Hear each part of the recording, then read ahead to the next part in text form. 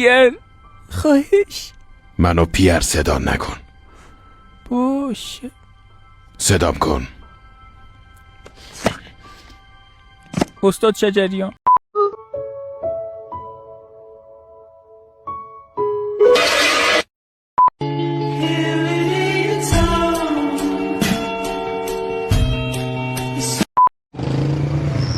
آقا ببخشید چرا اسم مدینه گذاشتن ولی عصر؟